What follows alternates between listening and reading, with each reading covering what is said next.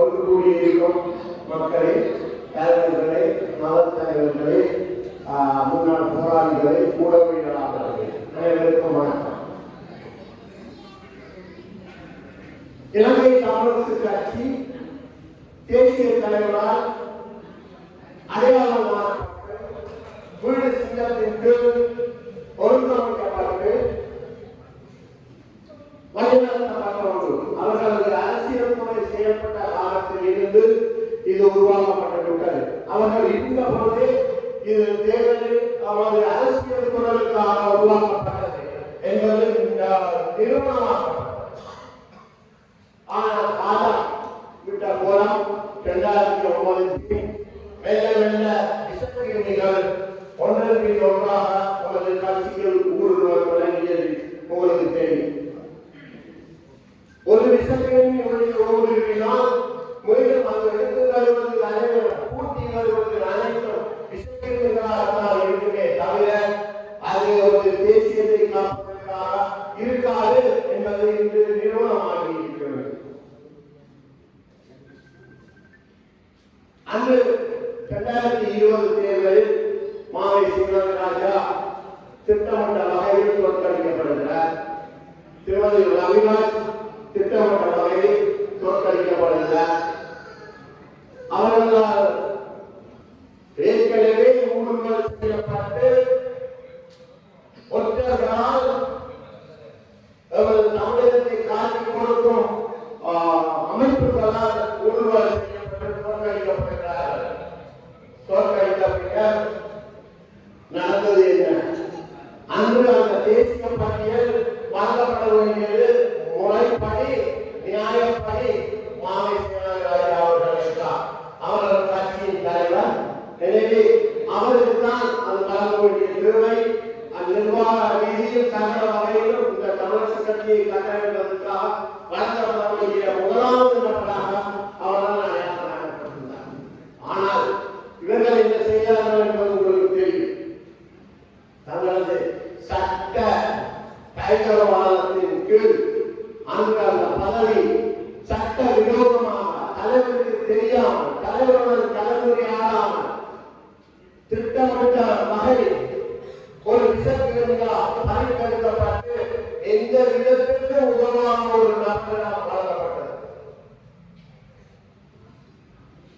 அன்று அவர்கள் சொன்ன வார்த்தை, நீங்கள் தோல்விவிட்டீர்கள், தலைமை பதவியை விட்டு விலகிவிடுங்கள். அன்று நீங்கள் சொன்ன வார்த்தை அதுவாக இருந்தால் இன்றைய நியாயம் என்ன? நீங்கள் தோல்விவிட்டீர்கள், இன்று இந்த தமிழக கட்சியின் பொறுப்பு பதவிகளை உடனடியாக நீங்கள் ராஜினாமா செய்து கொள்ள வேண்டும். அதுதான் நியாயம், அதுதான் தர்மம். உங்கள் வாயால் வரும்பொழுது ஒரு வார்த்தையை நீங்கள் சொல்லுகிறீர்கள் என்றால் அந்த வார்த்தை எதிர்காலத்தில் நான் கடைபிடிக்க முடியும் என்றால் அந்த வார்த்தையை விட வேண்டும். இன்று நான் இதிலே சொல்லும் விடயத்தை நான் நாளை உடம்பை செய்வேனாக இருந்தால் இன்று நான் அதை சொல்லக்கூடாது. அதை நீங்கள் சொன்னீர்கள், நீங்கள் வெளியேறுங்கள் தலைமை பதவியில் இருந்து. அதனால் உங்களுக்கு தேசிய பட்டியலில் தரவில்லை, தரப்பட முடியாது என்ற நியாயப்பாடுகளை கொண்டு வந்தீர்கள். இன்று அப்படி உங்களுக்கு அது சாத்தியப்படுகிறது. எனவே இதைத்தான் சொல்வது சுத்தமாக்குகிறது. சுத்தமாக்குவதால் என்றால் முன்னுக்கு ஒரு வசனத்தை சொல்வது, பின்னுக்கு ஒரு வசனத்தை சொல்வது, அதுக்கு பின்னால் இன்னும் ஒன்றை செய்வது. இதுவரை நீங்கள் நன்கு கைதேர்ந்தவர்கள், உங்களுக்கு கைதேர்ந்தவர்கள் இந்த கட்சியின் விசையின் மீதால் கூறுவதால் தான் இன்று இந்த நிலைமை. மீண்டும் ஒரு தேசிய பட்டியல் கிடைக்கின்றது. முல்லை வவுனியா மாவட்டத்தில் அதி குறைந்த 100 வாக்குகளை மட்டும் நேரடி வாக்குகளால் பெற்றவர்களுக்கு அந்த தேசிய பட்டியல் வழங்கப்படுகிறது. அதே சமயம் அண்ணாவில் ஒரு பெண் அதிகப்படியான 10,000 வாக்குகளை பெற்றிருக்கின்றார். அதன் பின் இன்னும் ஒரு 10,000 வாக்குகளை பெற்றிருந்தார். எனவே அங்கு தேசிய பட்டியல் வழங்கப்பட்டிருக்க வேண்டும். பெண்களுக்காக இருந்தால் அந்த பெண்ணுக்கு அல்லது அதிகூடிய வாக்குகள்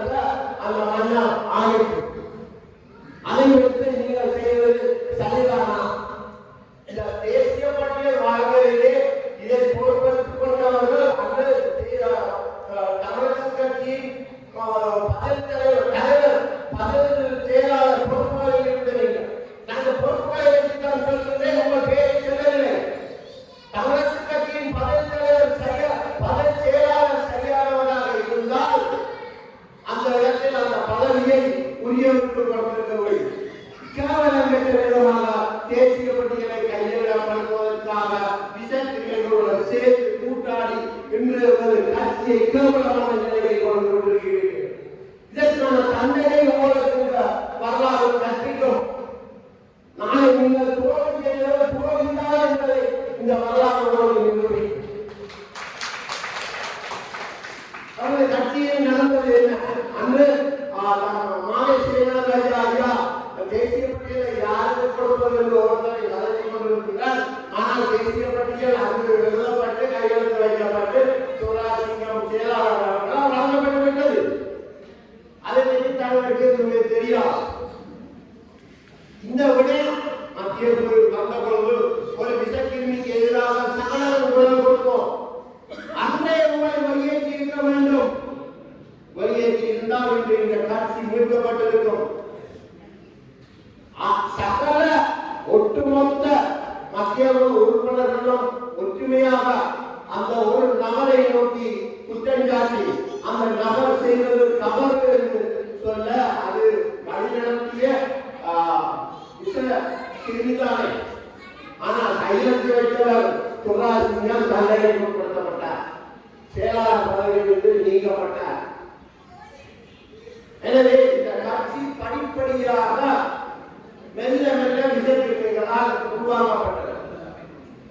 இந்த கிளிநொச்சி மண்ணில் நான் யுத்த காலத்தில் 1998-99 நான் இந்த சுகாதார சேவையில் பணிப்பாளராக இந்த அலுவலகத்தில் வேலை செய்திருக்கின்றேன். பல வருடங்கள் இங்கே வேலை செய்திருக்கின்றோம். நாங்கள் புதுப்பிலிருந்து வரும்பொழுது இந்த வடகட்டி பாதையாளர் வந்திருக்கின்றோம். இந்த யுத்த விமானங்களை கண்டால் வாய்க்காலுக்கு பிடிக்கப்பை விட்டு ஒழித்து இருந்திருக்கின்றோம்.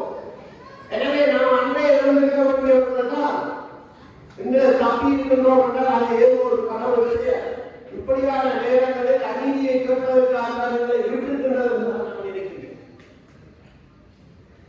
எனவே இந்த தமிழரசு கட்சியை நாங்கள் மீட்டெடுக்க வேண்டும். எதற்காக சிவஞான ஸ்ரீதரன் தமிழரசு கட்சியை விட்டு வெளியேறக்கூடாது. தமிழரசு கட்சியை மீட்டெடுக்க வேண்டும். அது மட்டும்தான் அவருக்கான நோக்கமாக இருக்க வேண்டும்.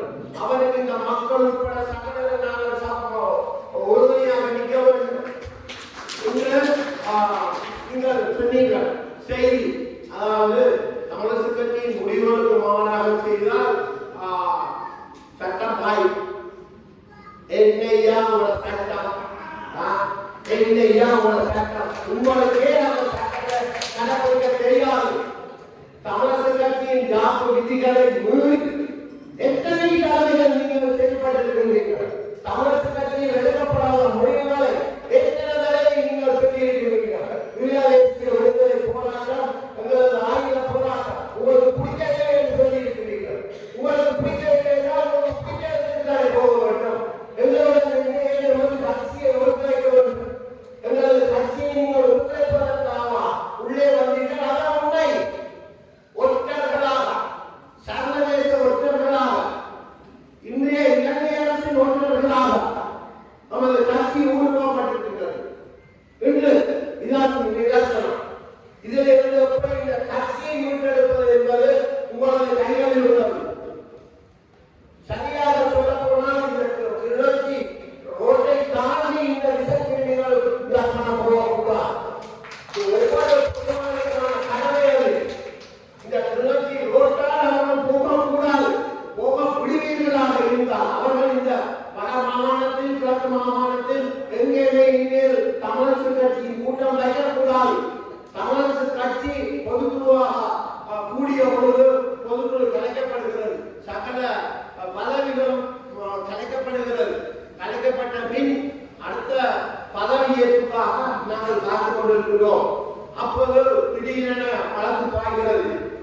அவர்களது சட்ட பயணங்களால் வழக்கு பாய்கிறது. ஒரு அப்பாவி கூடாக அந்த வழக்கு பாய்ச்சப்படுகிறது. வழக்கு கூடாக தடை உத்தரவு மீண்டும் கூடாதபடி எடுக்கிறீர்கள். அப்படி என்றால் என்ன அர்த்தம்? கலைக்கப்பட்ட தமிழரசு கட்சி இன்றைக்கு இல்லை. உங்களது மத்திய எப்படி இயக்க முடியும்? ஆனால் எங்களில் ஒருவராலே சட்ட ரீதியில் அவற்றை சீர் செய்ய முடியவில்லை. சர்வதேசத்தில் இருப்பவர்களும் கலைக்கிறார்களே தவிர எதையும் முன்படியாக செய்வதற்கு முன்னுக்கு வரவில்லை. ஆனால் மக்களாக முதலாவது கூட்டத்தில் நீங்கள் கூடியிருக்கிறீர்கள். அதனால் தான் நான் சொல்லுவேன், என்னை இடநிறுத்தி இருந்தார்கள். நாளை வெளியேற்றுவார்கள். எனக்கு அது தேவையில்லை. விஷக்கிருமிகளுடன் கூடி வாசம் இருக்க நான் விரும்பவில்லை. தமிழரசு கட்சி ஈழதேச விடுதலைக்காக அரசியல் போராட்டத்தை முன்னெடுக்கும் போது நான் நிச்சயமாக இருப்பேன்.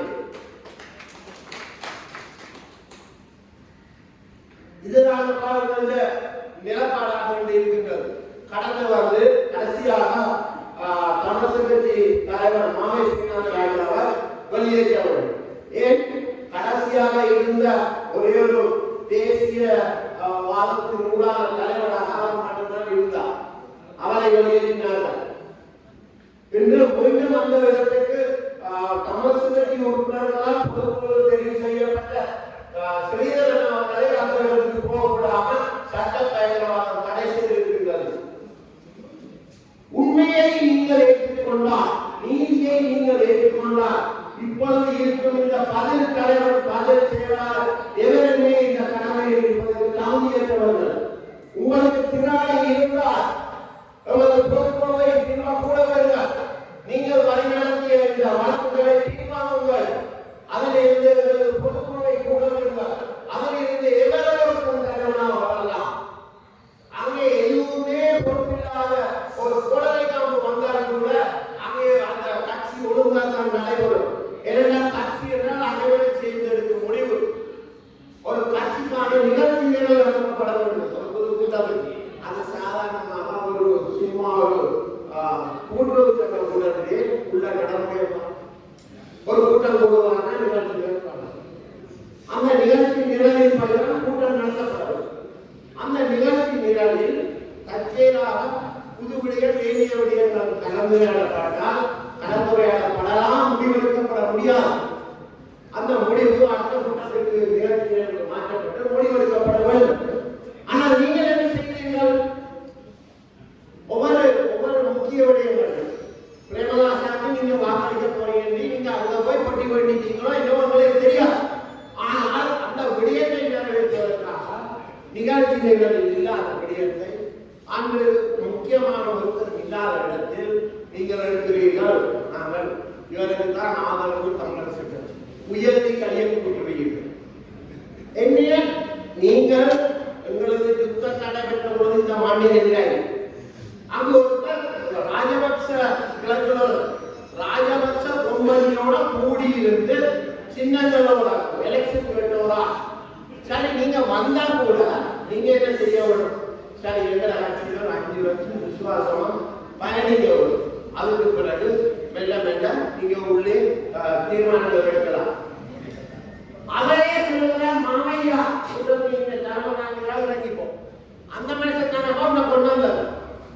அது உணர்ந்து அப்படியான ஒரு ஒரு ஒரு கௌரவமுடைய அர்த்தம் ஒரு அநாகரிகமான அரசியலை செய்து கொண்டு நீங்கள் எல்லாம் ஒரு மனிதர்களாக போட்டு கையை காட்டிக்கொண்டு எங்களது கட்சியில் இருப்பவர்களே எந்த ஒரு குரல் வலையை நசுக்கி அந்த குரல் எதுவுமே அடக்கி ஒரு கட்சி நடத்த போகிறீர்கள். எப்படி உங்களால் மீண்டு வர முடியும்? உங்களுக்கு தமிழரசு கட்சி மக்களிலிருந்து அந்நியப்பட்டாலும் உங்களுக்கு வெற்றிதான்.